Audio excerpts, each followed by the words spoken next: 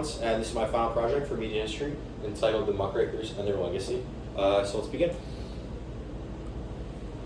This presentation is going to be divided into 3 sections. The first, the Muckrakers themselves, who they were, what they accomplished, what their goals were. Number 2, journalism's new role, the role that journalism embraced following the role of the Muckrakers.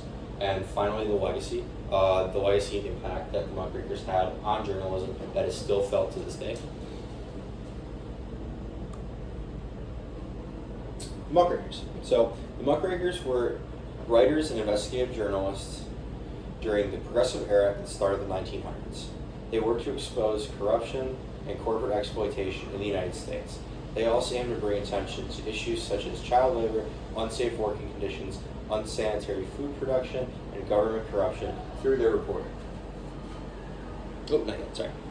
The term muckraker was originally coined by President Theodore Roosevelt in a 1906 speech, which, while it was originally intended to be slightly derogatory, has now been embraced as a bit of a badge of honor among journalists. Ida Tarbell and Lincoln Steffens exposed corruption in 1909. 2 of the early muckrakers were Ida Tarbell and Lincoln Steffens. Lincoln Steffens was most well known for his writing of The Shame of the Cities, a group of articles exposing political corruption, bribery, and cronyism across the United States. He focused on business interests taking those over public interest and had a very strong ideology of that the public should be informed and should take action against this exploitation. He was very passionate about the idea, and it was actually the reason that he wrote The Two Cities, was he was more concerned with the public knowing that they should be informed than actually calling out these people themselves. He felt like every man should be educated about what's going on around him. Ida Tarbell was most famous for writing the history of the Standard Oil Company, which revealed how oil magnate John D. Rockefeller built his business and mass wealth through mostly monopolistic and unethical business practices, which came at the detriment of other smaller businessmen, his employees, and countless other people who were wrong.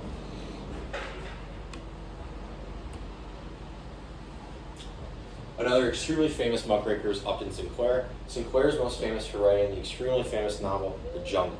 The Jungle was originally written to highlight unsafe labor conditions in meatpacking plants. However, the novel revealed to the public how unsanitary and disgusting these plants really were at the risk of public safety and health. His novel directly led to public outcry, which then led to direct legislative action seen in the Meat Inspection Act and the Pure Food and Drug Act, both passed in 1906, the same year his novel was published.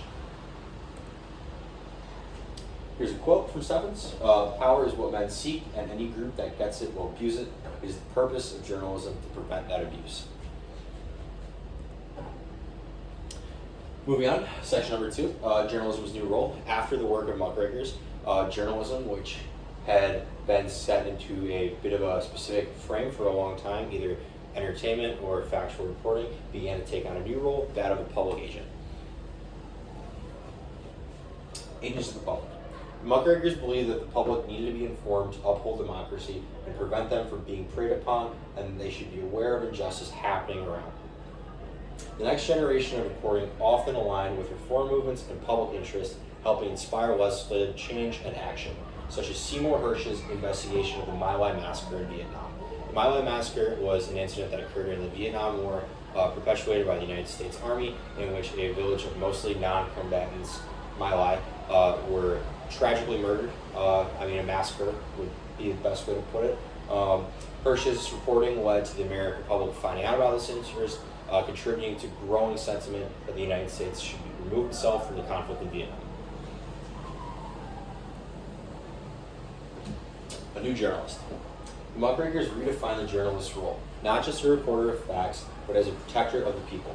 Journalism still has sensationalism, and publications still want to sell as many copies as possible. Tabloids are never going away, and neither are business goals. But now, many journalists serve as protectors of the public and take pride in that role.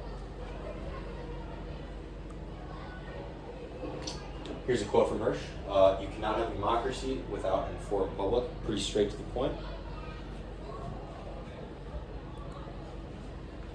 And finally, legacy.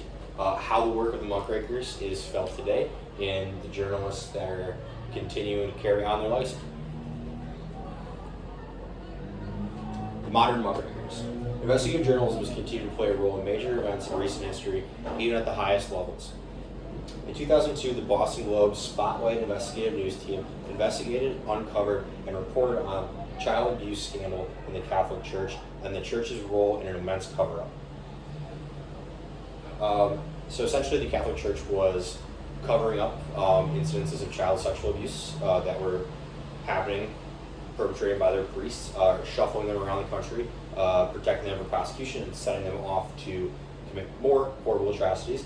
The Boston Globe's team worked to uncover this and bring it to the public. Their work led to convictions of these priests, as well as more victims stepping forward, telling their stories, leading even more and more convictions, and some children who were deeply wronged getting some form of closure. Another incident in 1972, reporters Bob Woodward and Carl Bernstein were investigating what was originally reported as a small break-in at the DNC headquarters, Democratic National Convention, at the Watergate Hotel. The reporting revealed that what was originally thought to be a small break-in was actually a massive espionage scandal directly related to President Nixon. Their work led to public outcry and President Nixon's eventual resignation. These incidents prove how powerful investigative reporting can be. The Catholic Church, the United States government are inarguably two of the most powerful and large organizations in the world, and if these men and women could take down such massive entities who would perform wrong, I think our investigative journalists are in a really good place from where they came from, which were muckrakers. Ethics and standards. Today, journalists and their newsrooms abide by codes of ethics and conduct, emphasizing transparency and duty to represent information to the public. These standards are designed specifically for the interest of the public. They hold journalists accountable in their role as public agents, reflecting the ideals of the muckrakers.